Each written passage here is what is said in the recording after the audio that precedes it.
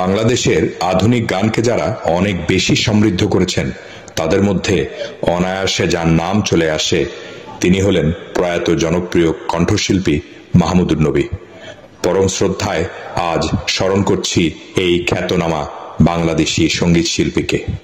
মাহমুদুন নবীকে চিনেন না এমন কোনো মানুষ বা এমন কোনো সঙ্গীত প্রেমী বাংলাদেশে বা পাক ভারত উপমহাদেশে আছেন কিনা সেটা সন্দেহ আছে।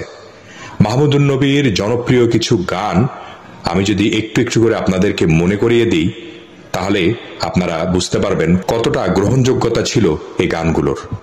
এক কথায় বলা যায় চিরসবুজ এই গানগুলো। আমি 7 সাগর পাড়ি দিয়ে কেন সৈকতে পড়ে আছি, পাড়ি দিয়ে কেন সৈকতে পড়ে আছি। চলচ্চিত্র আলো তুমি আলেয়া, সহশিল্পী ছিলেন প্রখ্যাত সঙ্গীত শিল্পী আবিদা সুলতানা। গাজী মাজহারুল আনোয়ারের লেখায় সুর করেছিলেন সুবল দাস। এর পরের গানটি হলো গানেরই খাতায় স্বরলিপি লিখে বলো কি হবে। সিনেমার নামটি ছিল স্বরলিপি এবং সহশিল্পী ছিলেন রুনা লায়লা। গানেরই খাতায় স্বরলিপি লিখে বলো কি হবে। আবারও এই গানের গীতিকার ছিলেন গাজী মাজহারুল আনোয়ার এবং সুরকার সুবল দাস। গানটি রেকর্ডকালীন সময় রুনা লায়লা পাকিস্তানে বসবাস করতেন এবং গানটি লাহোরে রেকর্ড করা হয়।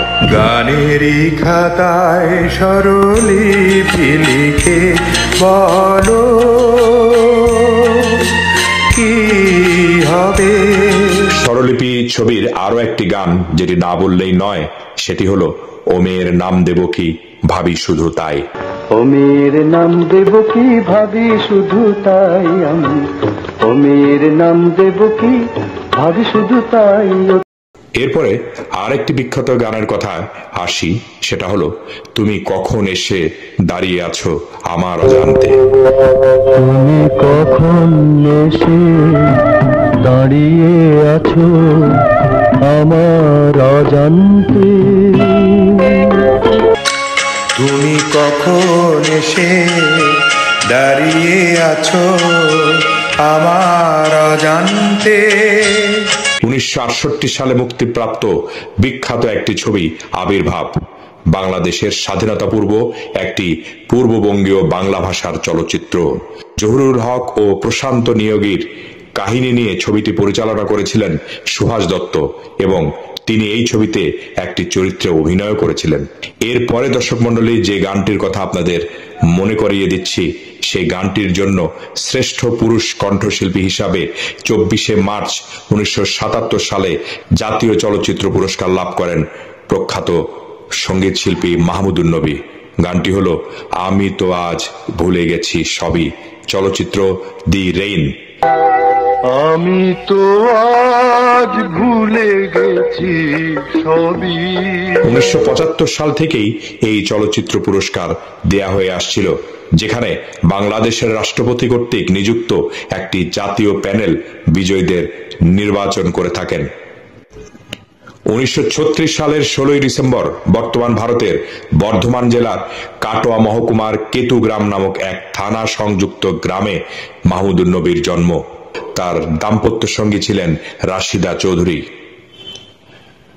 মাহমুদুন নবী ছিলেন সহজ সরল মিষ্টভাষী এবং গান পাগল অভিমানী এক মানুষ। জীবনের শেষ দিন পর্যন্ত তিনি কেবল গানই লালন করেছেন তার হৃদয়ে। মাহমুদুন নবী বাংলাদেশের আধুনিক ও চলচ্চিত্রের গানের যে গ্রহণযোগ্যতা এবং যে সৃষ্টিশীলতা রেখে গিয়েছিলেন সেই ধারাবাহিকতা আজ এই দেশের চলচ্চিত্রে লক্ষ্য করা যায় না বললেই চলে। এবার আসি শরৎচন্দ্র চট্টোপাধ্যায়ের কাহিনী অবলম্বনে নির্মিত একটি বিখ্যাত ছবি দর্পচূর্ণ। সেই দর্পচূর্ণ ছবির একটি বিখ্যাত গান তুমি যে আমার কবিতা, সহশিল্পী সাবিনা ইয়াসমিন, গীতিকার আবু হেনা মোস্তফা কামাল, সুরকার ছিলেন সুবল দাস। তুমি যে আমার কবিতা, আমার বাঁশির রাগিনী। মাহমুদুন নবী 4 সন্তান রেখে গিয়েছেন, যারা হলেন কণ্ঠশিল্পী সামিনা চৌধুরী, ফাহমিদা নবী, শিল্পী রেদওয়ান নবী পঞ্চম ও তানজিদা নবী। এছাড়াও আরো বেশ কিছু গান যেগুলো আজও সবার মনে গেঁথে রয়েছে, সেগুলো হলো সুরের ভুবনে আমি আজও পথচারী, চলচ্চিত্র ছিল হারজিত। সুরের ভুবনে আমি আজও পথচারী, সুরের ভুবনে আমি আজও পথচারী।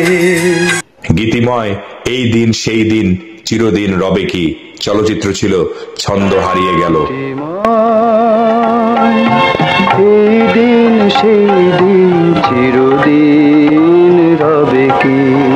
ওগো মোর মধুমিতা, চলচ্চিত্র ছিল মধুমিতা। ওগো মোর মধুমিতা। এর পরের যে গানটি বলতে যাচ্ছি, যে গানটি সবার মুখে মুখে আজও আসে, সেটি হলো আয়নাতে ওই মুখ দেখবে যখন। আয়নাতে ওই মুখ দেখবে যখন, কপলের কালো। নাচের পুতুল ছবি, মোহাম্মদ মনিরুজ্জামান ছিলেন গীতিকার ও কেজি মুস্তফা ছিলেন সুরকার। দর্শক মণ্ডলী, মাহমুদুর নবী ছিলেন আমাদের গানের জগতে অন্যতম এক প্রতিভা, যাকে হারিয়ে সত্যি আমরা আজও মনে হয় অনেক বেশি কিছু হারিয়েছি। 1990 সালের 20 ডিসেম্বর প্রখ্যাত এই সঙ্গীত শিল্পী শেষ নিঃশ্বাস ত্যাগ করেন। রেখে গেছেন বহু গুণীজন, বহু সঙ্গীত শিল্পী যারা আজও তার ভক্ত, যারা আজও তার দীক্ষায় দীক্ষিত। দর্শক মণ্ডলী, আমাদের চ্যানেলে যদি আপনারা নতুন হয়ে থাকেন তবে আজই সাবস্ক্রাইব করে নেবেন। ভালো থাকবেন, ধন্যবাদ, খোদা হাফেজ।